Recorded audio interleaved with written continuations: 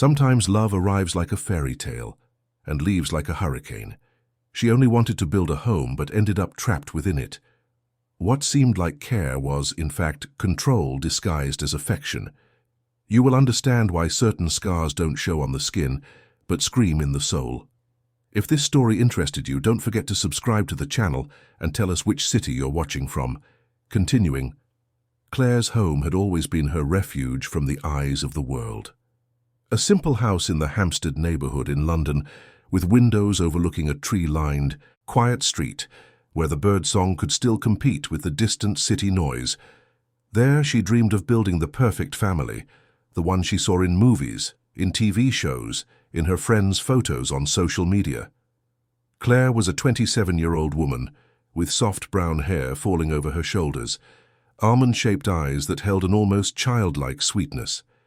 Her personality was marked by a natural kindness, a constant need to please, to care, to make everything around her lighter and more beautiful. As a child, she spent hours arranging wildflowers in glass jars, organizing her books by color, creating small worlds where everything had its place and everything made sense. Perhaps that's why, when she met Raphael, she believed she had found the missing piece in her life's puzzle. Raphael was 4 years older, a man of impeccable appearance, always well-dressed, with a smile that could win over any room. He worked for a financial consulting firm, held a mid-management position, and had ambitious plans for the future.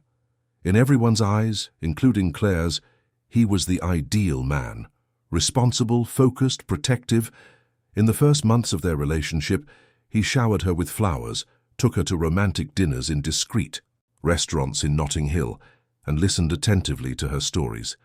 Claire felt valued, loved, secure. Her parents, especially her father Albert, a middle-aged man who worked as a refrigeration technician, had their reservations. Albert had always been a man of few words, but with a keen eye. Something about the way Raphael spoke, how he smiled, how he always seemed to be measuring every situation, bothered him. But Claire, deeply in love and certain of her choice, paid no heed to her father's concerns. The wedding took place in a small ceremony in a simple chapel in South London. Claire wore a white lace dress, chosen months in advance, and carried a bouquet of white lilies. Raphael was impeccable in his charcoal grey suit. The reception was discreet, with only close family and a few friends. As they exchanged rings, Claire felt she was entering a new phase of life, a phase where everything would be stable, warm, and happy. Little did she know that that day marked not the beginning of her dreamed-of happiness, but the start of a journey that would lead her to dark places within her own soul. The first few months of marriage were peaceful, or at least that's what Claire tried to believe. Raphael began to get more involved in household decisions. At first, Claire saw this as a sign of partnership. He took control of the finances, saying he understood investments better and wanted to spare Claire any worries. She agreed, relieved not to have to deal with spreadsheets and bills. He started to comment on the clothes she wore, suggesting that certain blouses were too low cut, that certain dresses attracted unnecessary attention. Claire, always seeking harmony, adjusted her wardrobe, swapping colourful items for more neutral tones, replacing low necklines with high collars. When her friends commented on the changes, she smiled and said she was maturing, finding her style. It was during a visit from Beatrice, her best friend since adolescence, that Claire began to feel the first pang in her chest. Beatrice had arrived in the middle of the afternoon, bringing brownies she had made especially for Claire. They were chatting in the living room, laughing at old memories, when Raphael arrived home early from work. He greeted Beatrice politely, but his gaze was cold. After her friend left, Raphael commented in a casual but cutting tone that Beatrice spoke too loudly, that her stories were frivolous, and that Claire should choose her companions more carefully. Claire felt confused. Beatrice had been her friend for over 10 years. How could he judge her like that? But instead of confronting him, Claire merely nodded, promising to be more selective. In the following weeks, Beatrice's visits became rarer, not because Beatrice didn't want to come, but because Claire started inventing excuses, rescheduling meetings, leaving messages unanswered. It was easier to avoid conflicts at home than to defend her friendships. The pregnancy was discovered on a September morning. Claire had been feeling nauseous for Days too tired for simple tasks. She took the test alone in the bathroom at home, and when she saw the 2 lines on the digital display, her heart raced. A mixture of joy and fear overwhelmed her. She had always wanted to be a mother, but something within her hesitated. When she told Raphael, he reacted with enthusiasm, hugging her, saying he would be the best father in the world. Claire smiled, allowing herself to believe that this baby would bring back the lightness she felt was missing. But the pregnancy also brought new forms of control. Raphael began to monitor everything she ate, criticizing when she chose a sweet treat, praising when she strictly followed the nutritional guidelines he researched online himself. He accompanied her to all medical appointments, always sitting beside her, always answering questions that the doctors asked Claire directly. She began to feel invisible, as if her own pregnancy no longer belonged to her. It was on an October afternoon, when Claire was about 20 weeks pregnant, that she decided to prepare a special dinner. She wanted to celebrate the halfway point of her pregnancy, to mark that moment with something beautiful. She spent hours in the kitchen, preparing a mushroom risotto, Raphael's favorite dessert, decorating the table with candles and small flower arrangements. She folded the napkins into heart shapes, a trick she had learned from her mother. When Raphael arrived home, she waited for him with a shy smile, anxious for his reaction. He looked at the table, frowned, and asked the reason for so much decoration. Claire explained in a soft voice that she wanted to celebrate. Raphael laughed, but it wasn't a laugh of joy. It was a laugh of disdain. He said it was futile, immature, that she should be focusing on more important things, like preparing the baby's room or learning about motherhood. Claire felt tears burn her eyes, but she held them back. She collected the folded napkins, put them in the sideboard drawer, and served dinner in silence. Raphael ate, complimenting the food as if nothing had happened. But Claire knew that something had broken inside her that night. The weeks that followed were marked by a heavy silence. Claire began to measure every word, every gesture. She learned to read Raphael's mood by the way he entered the house, by the tone of his first word. When he arrived smiling, she relaxed a little. When he arrived serious, she shrank, becoming almost invisible. Her phone began to disappear frequently. Raphael said it was to avoid distractions, that she needed to rest. When she asked about messages from her father, Raphael replied that Albert was fine, that he had called while she was sleeping, that there was nothing urgent. Claire accepted the explanations, but something inside her screamed that it wasn't right. She missed talking to her father, the silly jokes he told, the clumsy way he tried to understand technology. But every time she thought about confronting Raphael, fear paralyzed her. Fear of an argument, fear of being called exaggerated, fear of going crazy. It was Albert who first noticed that something was wrong. He tried to call Claire almost every day, but rarely managed to speak to her. When he did, the conversations were brief, superficial. Claire said everything was fine, that she was just tired with the pregnancy. But Albert knew his daughter. He knew the tone of her voice when she lied. He tried to talk to his wife, Marianne, Claire's mother, who had passed away years ago from heart complications. Since then, Albert and Claire had an even stronger bond. They were everything to each other. His daughter's absence was like a hole in his chest. He tried to make surprise visits, but Raphael always answered the door, saying Claire was resting, that the doctor had recommended little stress, that it would be better to schedule in advance. Albert left confused, bothered, but unsure exactly what to do.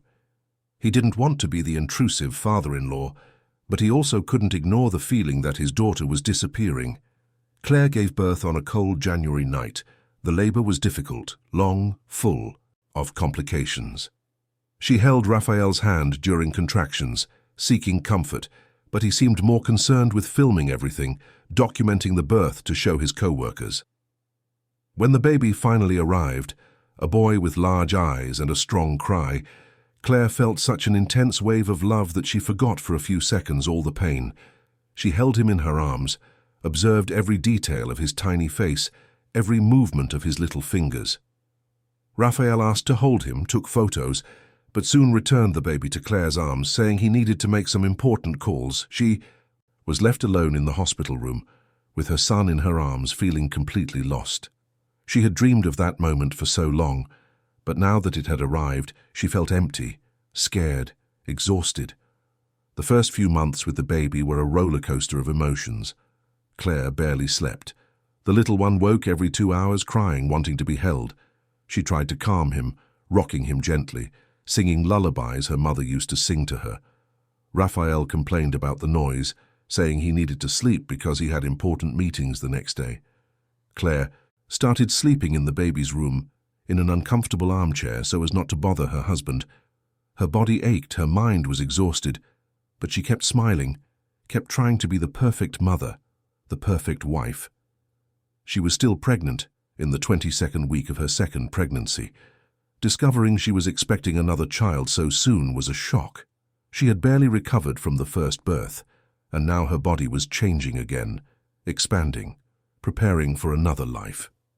Raphael was pleased with the news, saying he wanted a large family, that children were a sign of prosperity. Claire merely nodded, holding back the tears that threatened to fall. It was on an ordinary Saturday in March that everything began to fall apart. The day was overcast, with that kind of grey sky that seems to weigh on your shoulders. Claire was in the living room trying to calm the baby who wouldn't stop crying. She herself was on the verge of tears, tired, with back pain from her advanced pregnancy. Raphael had left in the morning, saying he had commitments, and returned in the middle of the afternoon in a terrible mood. He entered the house without greeting her, went straight to the bedroom and slammed the door. Claire stayed in the living room, holding her son, rocking him gently, trying to guess what had angered her husband. She had learned to do this, to try to anticipate Raphael's emotional storms, to prepare for them. But this time something was different. She could feel it in the air, an electric tension that made her want to run, hide, disappear. When Raphael returned to the living room, his eyes were different. There was a coldness in them that Claire had never seen before. He looked at the baby, then at Claire, and demanded that she hand him the child. Claire hesitated. Something inside her, a primitive instinct of protection, screamed for her not to do it. She pressed her son against her chest and said in a trembling voice that the baby was fine with her. Raphael took a step forward. His voice was low, controlled, but laden with a veiled threat. He said he was the father, that he had a right to hold his own child. Claire recoiled, her back hitting the wall. She felt her heart race. The baby cried even louder, as if sensing his mother's fear. And then, in a swift and brutal movement, Raphael kicked her leg. The pain was instant, searing, as if 1,000 needles had pierced her body. Claire fell, but even as she fell, she protected the baby, turning her body to absorb the impact, using her arms to create a shield around the child. She hit the floor with a muffled thud, a scream caught in her throat. Her leg was at an odd angle. The pain radiated throughout her body. The baby continued to cry, but was safe intact. Claire looked at Raphael, expecting to see regret, shock, any sign of humanity. But all she saw was coldness. He merely watched her, as if analyzing the situation, calculating his next moves. On the floor beside Claire was a small musical toy she had bought weeks ago. It was a blue plush bunny, with a music box inside that played a gentle melody to soothe the baby. But what Claire didn't know was that the toy had an additional function, one she had never explored. It could record voices, small audio clips that could be played back later. And at that moment, unnoticed by anyone, the toy began to record. It recorded the baby's cries, Claire's muffled scream, Raphael's cold voice speaking words that would later become irrefutable evidence of his cruelty. It recorded the sound of pain, fear, and the violence hidden behind the walls of that house that was supposed to be a home. Tell me your opinion of this story and how you think it will end. Claire was on the floor, pain pulsing in her leg like an alarm that wouldn't stop ringing. Each second felt like an eternity. The baby continued to cry in her arms, but she could do nothing but hold him tightly, shielding him with her own body. Her mind was confused, trying to process what had just happened.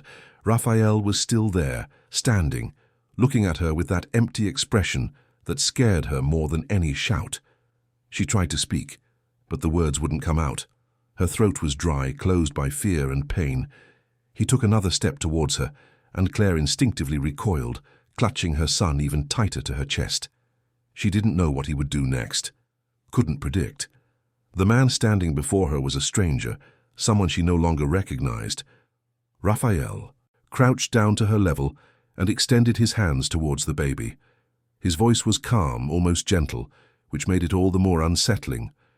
He said he only wanted to hold his son, that Claire was being dramatic, that she had tripped and fallen on her own. Claire shook her head, trying to find the strength to speak, to scream, to do anything. But all she managed was a hoarse whisper, asking him to move away. Raphael sighed, as if dealing with a stubborn child, and stood there waiting. Time seemed to have stopped. The house was silent except for the baby's crying and Claire's heavy breathing. She felt a tingling sensation creeping up her injured leg, a sign that something was very wrong. She tried to move her toes, but the pain that came in response was so intense that she almost fainted. It was at that moment that the front door opened. Claire heard the familiar creak of the hinges that always needed oil, followed by footsteps in the hallway. Her heart pounded. It was a fragile hope, but it was hope. Raphael quickly stood up, adjusting his shirt, running a hand through his hair, assuming a composed posture. When Albert appeared at the living room door, accompanied by Michael, a tall, broad-shouldered man Claire vaguely knew as a family friend, the scene they found left them momentarily paralyzed. Claire on the floor, holding the baby, her leg at an odd angle, her face wet with tears. Raphael beside her, trying to maintain an expression of concern. Albert was the first to react. He crossed the room in 3 long strides, kneeling beside his daughter. His hands trembled as he touched her face, asking what had happened, if she was okay. Claire tried to answer, but the words mingled with sobs. All she could say was that it hurt very much. Michael, who had first aid training from his years in the army, quickly assessed the situation. He saw Claire's leg, her body position, the tension in the air. His eyes turned to Raphael, who immediately began to explain. He said that Claire had tripped, that he tried to help her, that it was all a terrible accident. His voice sounded convincing, full of concern, but Michael was not easily fooled. There was something in Raphael's body language, in the way he kept his distance, that didn't make sense. Albert, however, was focused only on Claire. He carefully took the baby from her arms, handing the child to Raphael, who received him with a smile that didn't reach his eyes. Then Albert held his daughter's hand, squeezing it gently, saying he was there, that she would be okay. Michael asked that no one move Claire until he assessed the extent of her injuries. He knelt down, examined her leg with experienced hands, and what he saw confirmed his suspicions. This did not look like the result of a simple fall. The position, the type of injury, everything indicated a direct, strong impact. He looked at Claire, his eyes asking a silent question. She looked away, unable to face the truth written on her face. Michael decided to act. He asked Raphael to bring clean towels and ice. Raphael hesitated for a moment, but then obeyed, leaving the room with the baby still in his arms. As soon as he left, Michael leaned close to Claire and whispered, asking if she was safe, if she needed help. Claire looked at him, her eyes filled with tears, and for the first time in months she allowed herself to be honest. She shook her head, an almost imperceptible movement, but one that said everything. Michael exchanged a look with Albert, who seemed to be starting to understand the gravity of the situation. Albert felt a rage growing within him, a rage he never knew he was capable of feeling. But he controlled himself, knowing he needed to remain calm, that Claire needed him whole, not in pieces. When Raphael returned with the towels, Michael took control of the situation. He said they needed to call an ambulance, that Claire needed urgent medical attention. Raphael tried to argue, saying they could take her in the car, that it would be faster. But Michael was firm. He said that moving someone with a possible fracture without the proper equipment could make things worse. He picked up his phone and called emergency services, reporting the situation clearly and precisely. While they waited, Michael continued to stabilize Claire, talking to her in a low voice, keeping her conscious and focused. Albert stayed by his daughter's side, holding her hand, his eyes fixed on Raphael, who remained standing holding the baby, with an expression that oscillated between concern and irritation. It was Albert who noticed the toy on the floor. The blue bunny was there beside Claire, with a small red light blinking discreetly. He bent down and picked up the toy, examining it. Michael saw what he was doing, and recognizing the model, remembered its recording function. He took the toy from Albert's hands and pressed the playback button. What they heard in the following seconds made their blood run cold. Raphael's voice, cold and demanding, asking Claire to hand over the baby. Claire's voice trembling, refusing. The sound of an impact followed by Claire's muffled scream and the baby's intensified crying. And then Raphael's voice again, not offering help, not showing regret, just observing. The silence that followed was deafening. Albert looked at Raphael with an expression that mixed shock, anger, and disgust.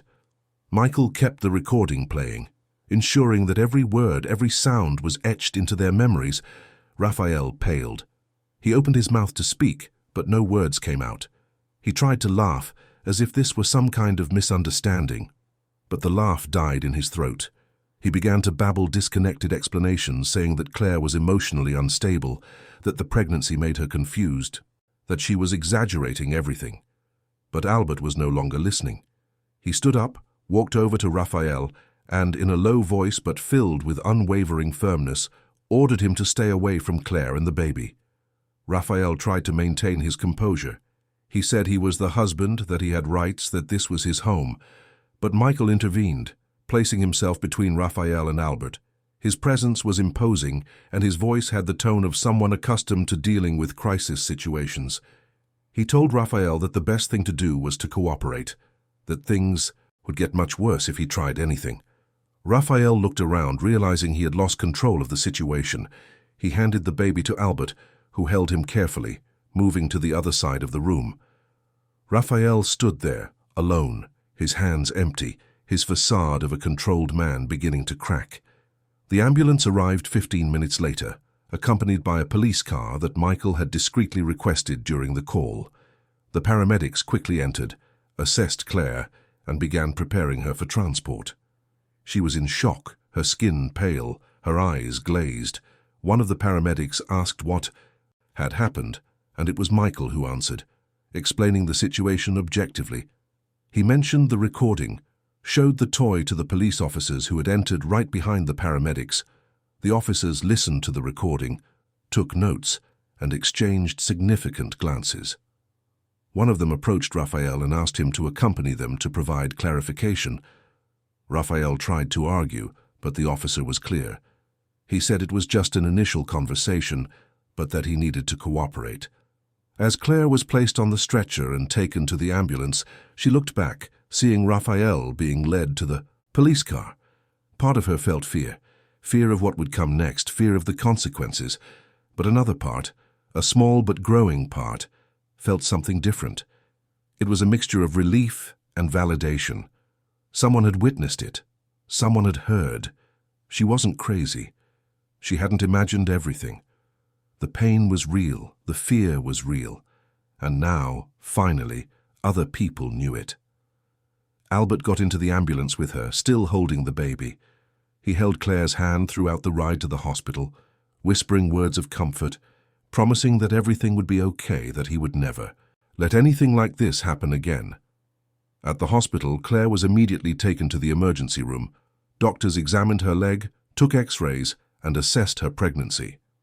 Miraculously, the baby she was carrying was fine, protected by the amniotic fluid and the way Claire had fallen. But her leg was severely injured, with a fracture that would require surgery. While the doctors worked, a social worker appeared. Her name was Juliana, a woman in her 40s, with short hair and kind eyes. She sat beside Claire and began asking questions, in a soft but professional voice. She asked about what had happened, about her home life, about Raphael. At first, Claire resisted. She felt ashamed, felt like she was betraying her husband, exposing secrets that should remain within the home. But Juliana was patient, didn't pressure her, just listened. And then, slowly, Claire began to speak. She spoke about the control, about the isolation, about the comments that eroded her self-esteem. She spoke about losing contact with her friends, about the phone that disappeared, about the decisions she could no longer make. She spoke about the fear she felt every day, about how she had learned to become invisible to avoid conflict. And when she reached the episode of that afternoon, the kick, the pain, the terror she felt when she thought Raphael might hurt the baby, she broke down. She cried in a way she hadn't cried in months, releasing a pain that had been bottled up, that had been poisoning her from within. Juliana held her hand, let her cry, offered tissues and words of support. When Claire finally calmed down, Juliana explained the next steps. She spoke about protective orders, about shelters, about therapy, about legal resources. Claire listened to everything as if in a dream, her mind still trying to process the enormity of what was happening. Albert, meanwhile, was in the waiting room with the baby in his arms. Michael had gone with him, refusing to leave him alone. They spoke little, but each other's presence was comforting. Albert looked at his grandson, observing the peaceful little face now that the baby had finally fallen asleep. He thought of all the signs he had ignored, all the times he felt something was wrong but didn't act. Guilt weighed on him like a stone, but he knew now was not the time for self-blame. It was time to act, to be present, to ensure Claire had all the support she needed. Michael, sitting beside him, looked at his phone, following police updates. Raphael had been taken to the station, where he would give a statement. The toy's recording was being analyzed as evidence. Witnesses would be heard. The process was just beginning, but Michael knew that recording was powerful, irrefutable. At the police station, Raphael sat in a small room with light green walls and a metal table in the center. 2 police officers were with him, asking questions, taking notes.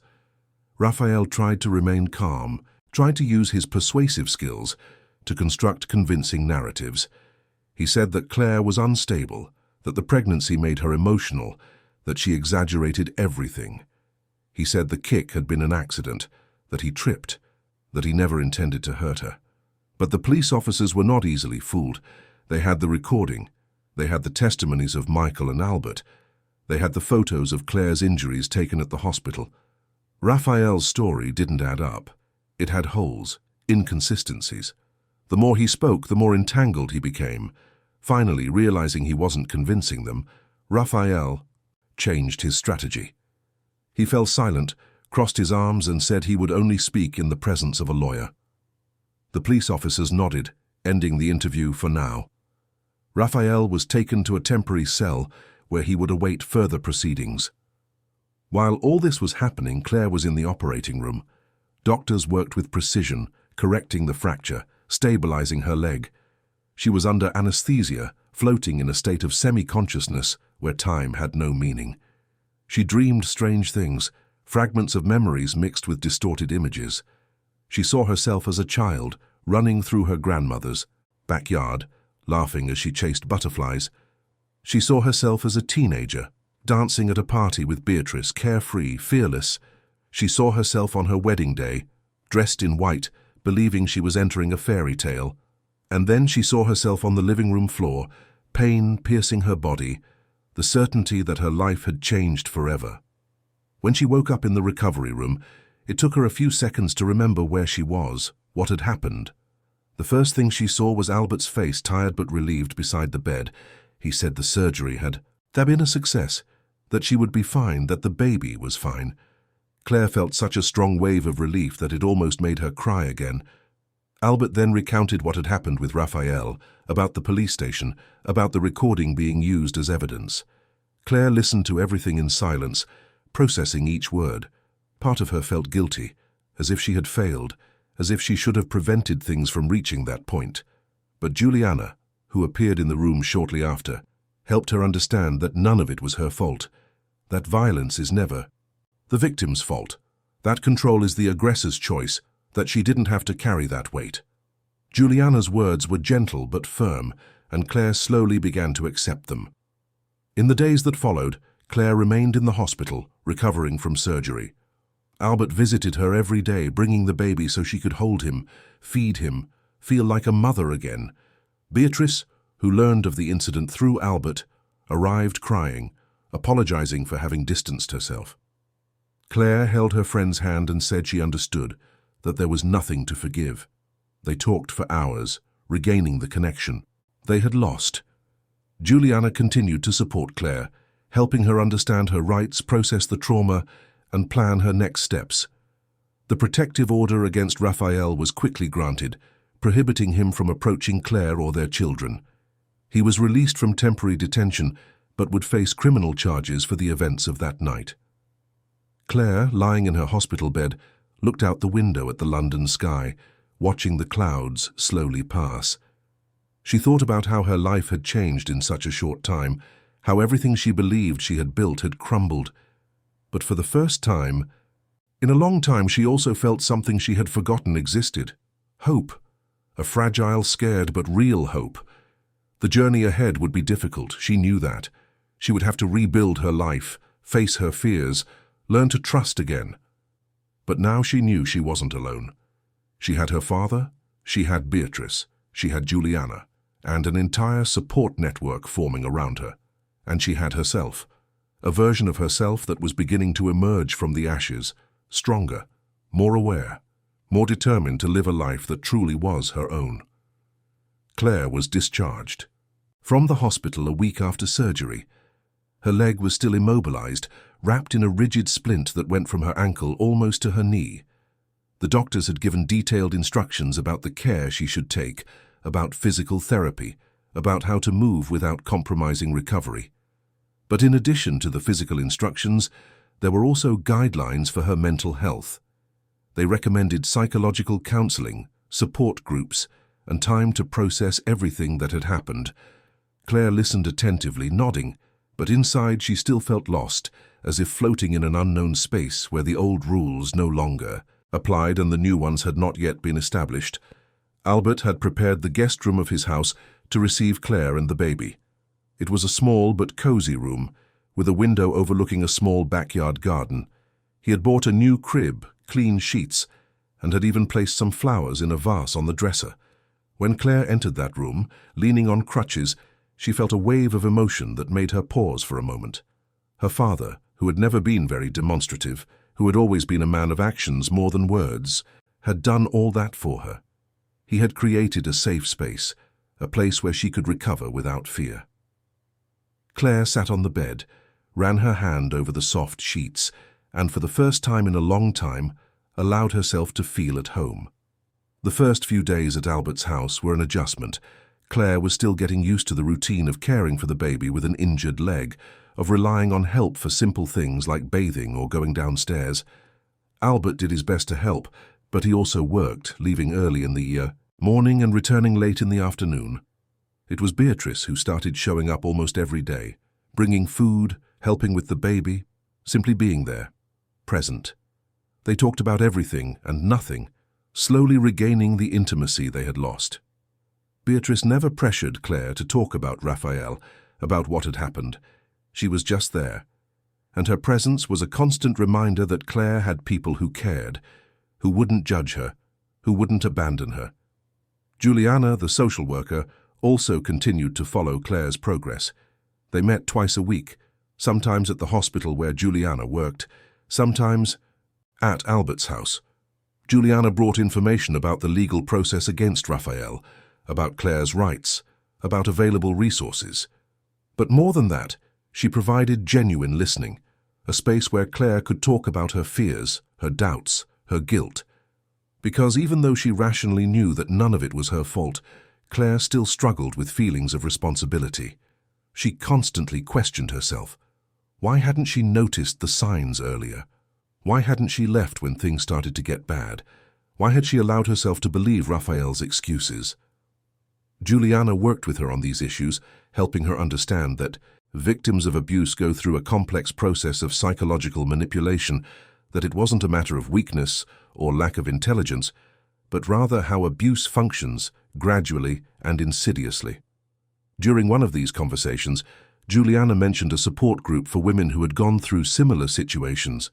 She said it was voluntary, that Claire didn't have to participate if she didn't feel ready, but that many women found comfort in sharing their experiences with others who understood. Claire hesitated. The idea of talking about her private life to strangers scared her, but at the same time, there was a curiosity, a desire to know that she wasn't alone, that other women had gone through this and survived. She told Juliana she would think about it. That night, lying in bed, listening to the baby's peaceful breathing in the crib beside her, Claire made a decision. She would go to the group. She would try. If she didn't like it, she didn't have to go back. But at least she would try. The group met in a small room in the basement of a church in the Brixton neighborhood. When Claire arrived, leaning on her crutches, 5 women were sitting, in a circle. They varied in age, appearance, background. Some were young like her, others older. One of them was pregnant. Another had a small child playing in the corner of the room with some toys. The group facilitator was a woman named Sonia, in her 50s, with greying hair tied in a loose bun and eyes that conveyed a silent strength. She welcomed Claire, briefly introduced her to the group without requiring her to share anything if she didn't want to. Claire sat down, feeling uncomfortable but also strangely relieved. The meeting began with each woman sharing how their week had been. Some spoke of small victories like getting a full night's sleep without nightmares or having the courage to go out alone. Others spoke of difficulties, like dealing with complicated legal processes or facing the judgment of family members who didn't understand why they hadn't left sooner. Claire listened to everything in silence, absorbing each story, each emotion. When it was her turn to speak, she hesitated. Sonia said she wasn't obligated, that she could just listen that day. But Claire felt a growing need to speak, to let out what was held inside. She started slowly, talking about Raphael, about the control, about the isolation. She talked about the night everything fell apart, about the pain, about the fear. And when she finished, she realized she was crying. But it wasn't a cry of pain. It was a cry of liberation. The women in the circle understood. They nodded. Some had tears in their eyes. Others offered words of encouragement. One of them, a woman named Patricia, about 30 years old with deep, dark eyes, shared her own story. She told how her ex-husband had also started with small controls, how she too had isolated herself from friends, how she too had lived in constant fear. But she managed to leave, rebuilt her life, and now, 5 years later, she had a law degree and worked helping other women in similar situations. Her story gave Claire something she didn't know she needed: concrete hope, proof that it was possible to survive, to rebuild, that there was life after abuse. In the months that followed, Claire continued to attend the group religiously. She became part of that small community of women who supported each other. She also started individual therapy, with a psychologist specializing in trauma whom Juliana recommended. The sessions were difficult, sometimes painful, but also transformative. Claire began to understand patterns in her own life that had made her vulnerable, not because she was to blame, but because recognizing these patterns would help her make different choices in the future. She learned about healthy boundaries, about how to recognize warning signs in relationships, about how to value her own voice and instincts. The pregnancy advanced. Claire was now almost 30 weeks along, and the baby in her belly moved constantly, kicking, turning, reminding her that there was life growing inside her.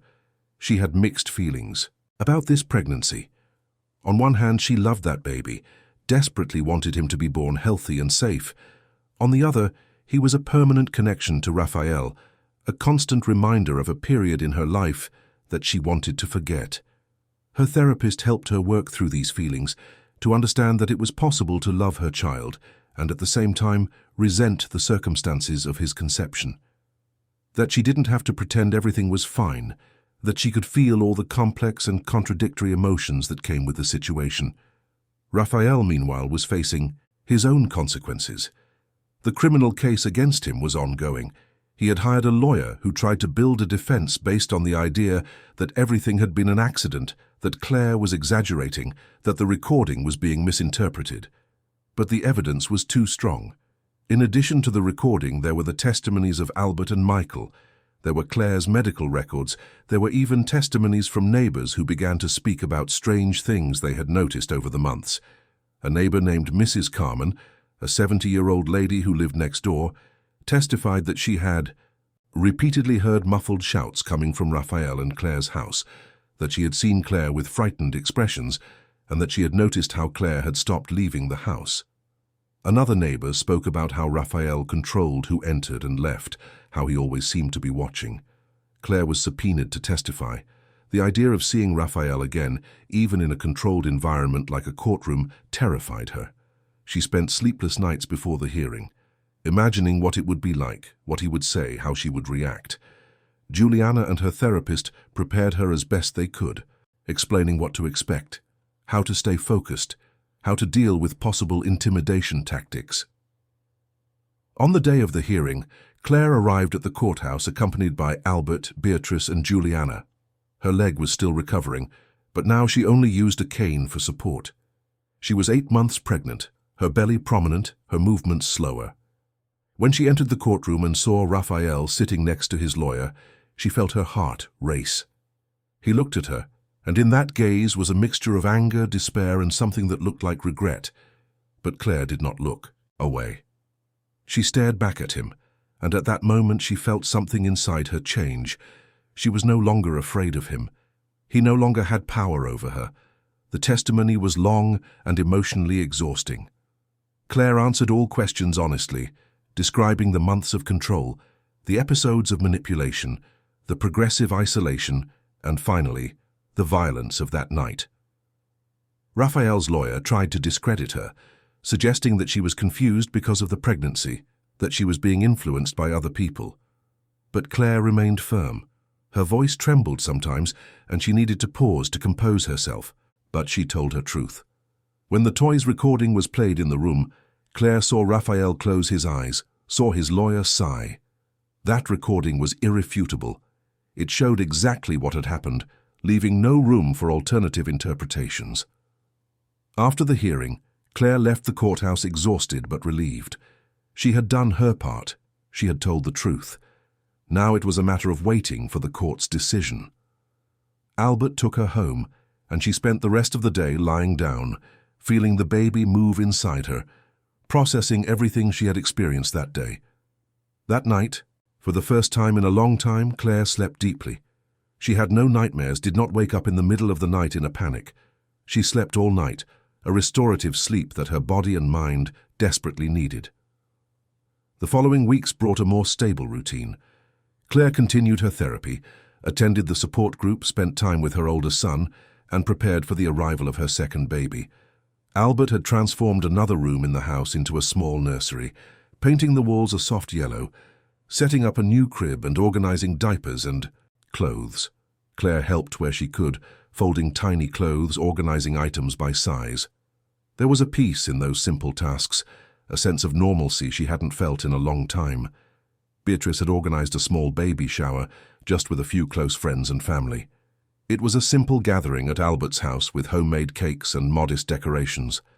Claire looked around the room, seeing the people she loved, who supported her, who believed in her, and felt gratitude. There was so much to be grateful for, despite everything. The baby was born on a rainy July afternoon. Claire went into labor during the early hours, and Albert rushed her to the hospital.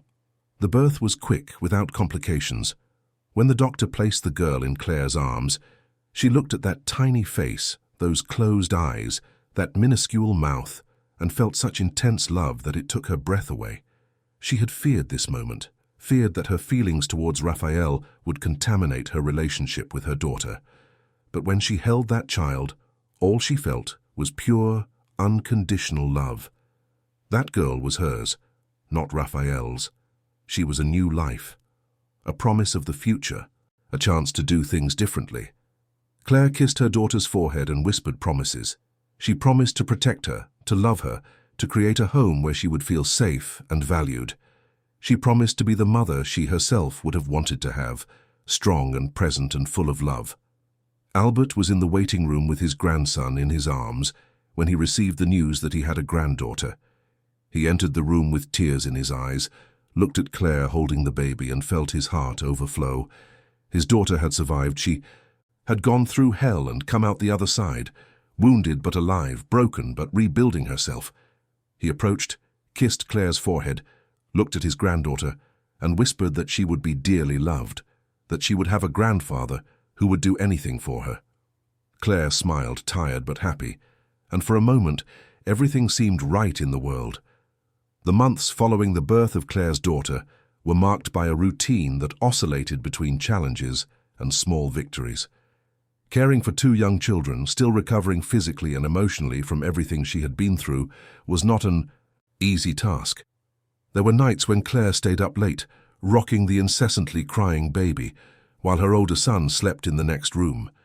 There were moments when the exhaustion was so profound that she felt like giving up, surrendering to fatigue and pain. But there was always something that pulled her back, that made her continue. Sometimes it was her son's smile when she entered the room in the morning.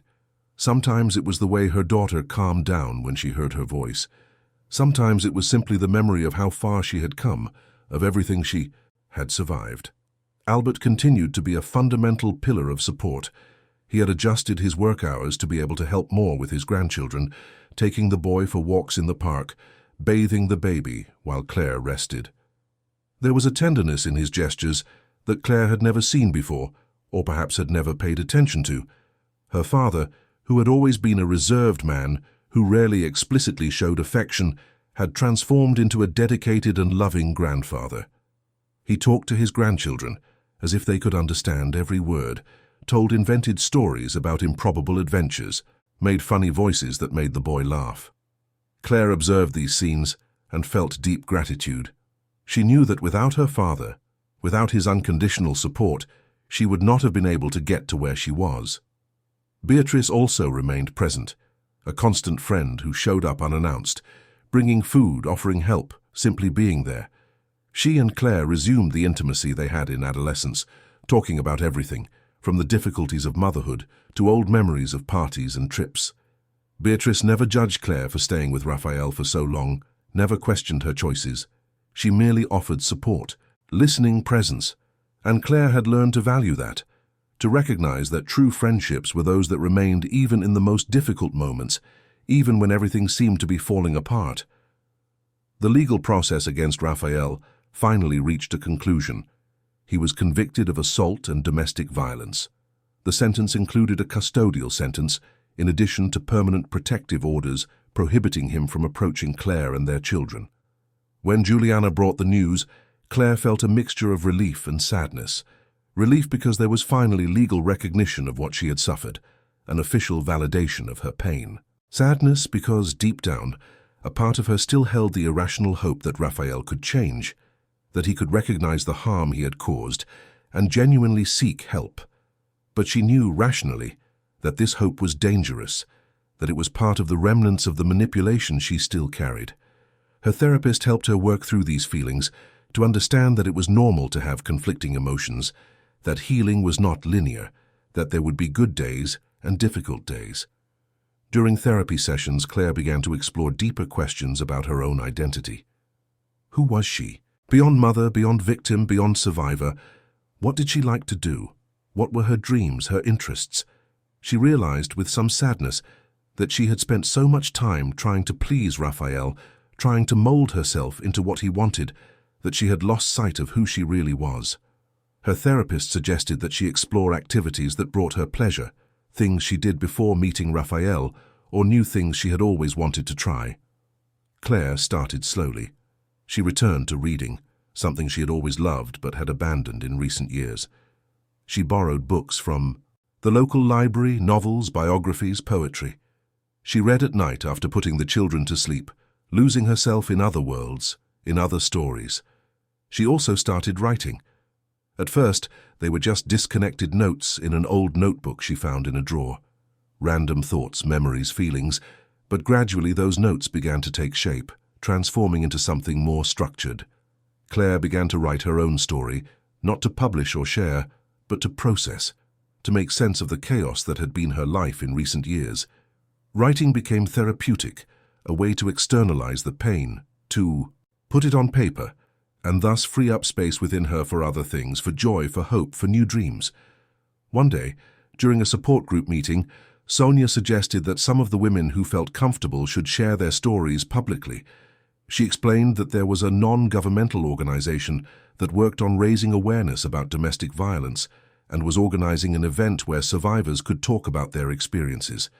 The idea was to humanize the issue, to show that domestic violence had no specific face, that it happened in all social strata, that any woman could be a victim. Claire felt a chill in her stomach at the proposal.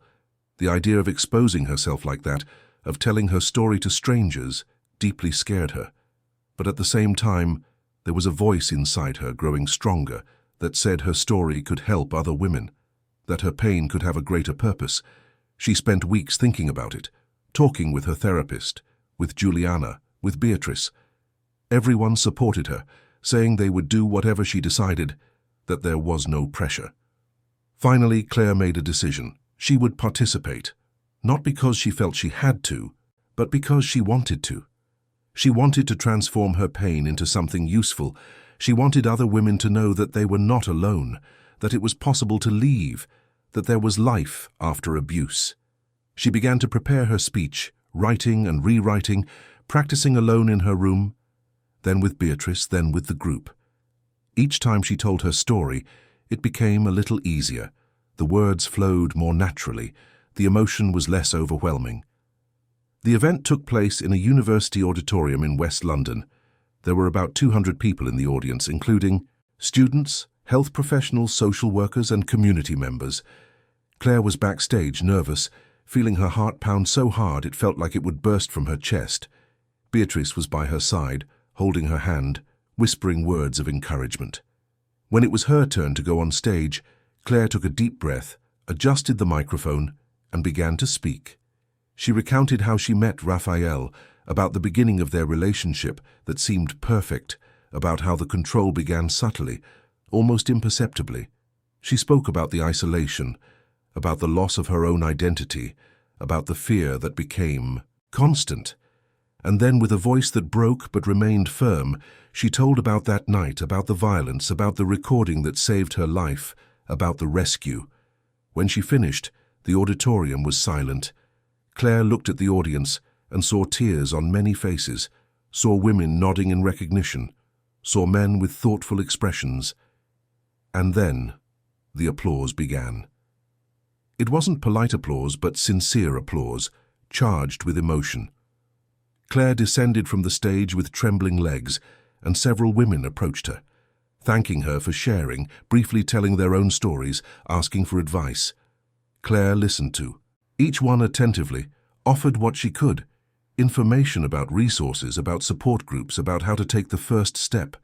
At that moment, she realized that her pain had transformed. It hadn't disappeared. It probably never would completely. But now it had a purpose, a greater meaning.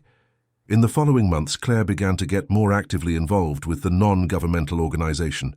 She participated in lectures at schools, community centers, and businesses. She always told her story, but also provided practical information, warning signs, and available resources.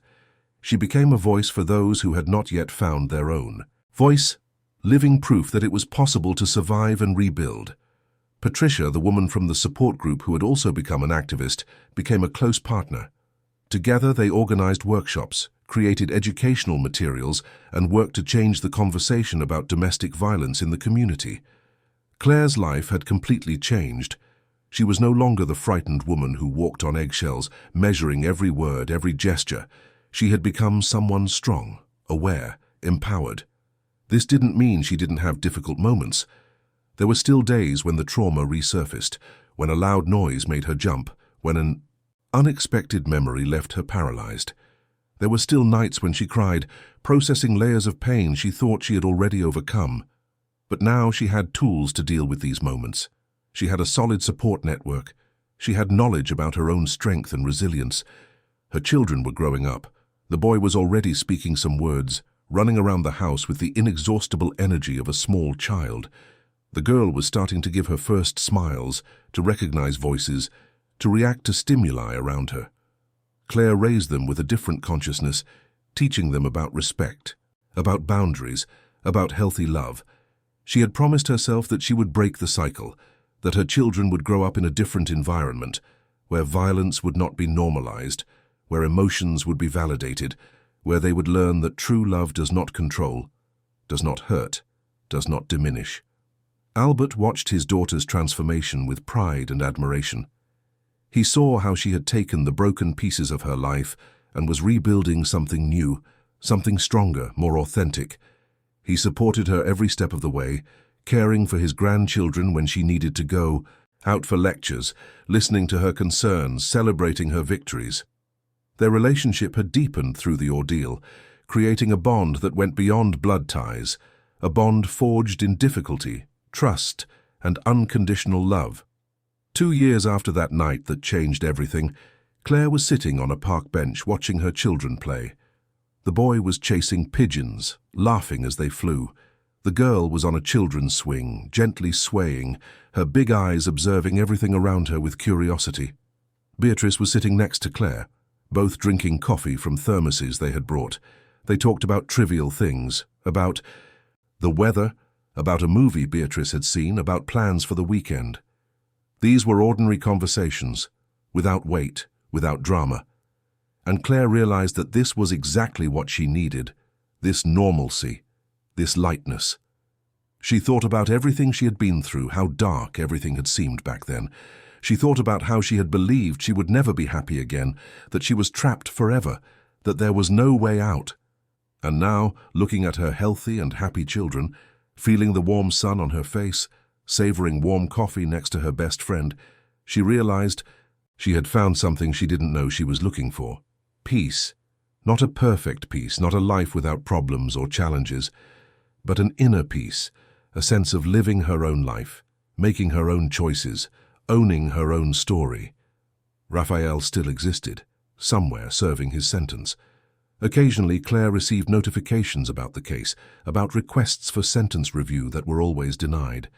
She didn't think much about him, didn't dedicate emotional energy to someone who had already taken so much from her. He was part of her past, a painful part, but one that no longer defined who she was. She had learned that forgiving did not mean forgetting or minimizing what had happened, but rather freeing herself from the burden of carrying anger and resentment. She forgave Raphael, not for him, but for herself, to be able to move forward without that burden. The scars remained, both physical and emotional. Her leg still ached on rainy days, reminding her of that night. There were moments when a word, a gesture, a look, triggered memories she preferred to forget. But she had learned to live with these scars, to see them not as signs of weakness, but as marks of survival, proof that she had faced the worst and remained standing. She carried them with a silent dignity, knowing that they were part of who she was, but not all that she was. Claire's journey didn't have a perfect ribbon-tied ending. Real life doesn't work that way, but it had a hopeful ending, an ending that showed that new beginnings were possible, that human beings had an incredible capacity to heal and reinvent themselves. She would continue to face challenges, continue to have difficult days, continue to work on her own healing. But now she did so, with awareness, with support, with hope. And perhaps most importantly, she did so by being true to herself, honoring her own voice, recognizing her own worth. That afternoon in the park, as the sun began to set, painting the sky in shades of orange and pink, Claire called her children. It was time to go home. They complained, wanting to stay a little longer, but she promised they would return another day. She picked up the girl, held the boy's hand, said goodbye to Beatrice, and began to walk back to Albert's house. On the way, the boy asked if they could make popcorn when they got home. Claire smiled and said yes, they would make popcorn and watch a cartoon before bed. These were simple plans, ordinary moments, but which she now knew how to value. Because these small things, these moments of normalcy and peace, were what made life valuable, what made all the effort of rebuilding worthwhile. Upon entering the house, with her children in her arms, Claire looked around. This was not the home she had dreamed of when she was younger, not the life she had imagined. But it was real, it was hers, it was built on truth and genuine love. And that was more than enough, it was everything. The end of the story. Dear listeners, we hope Claire and Raphael's story has touched your heart. If you were moved, please like, subscribe to the channel, and tell us in the comments what stood out to you the most. Every day we bring intense stories like this, which reveal the deepest side of the human soul. We look forward to seeing you in the next episode.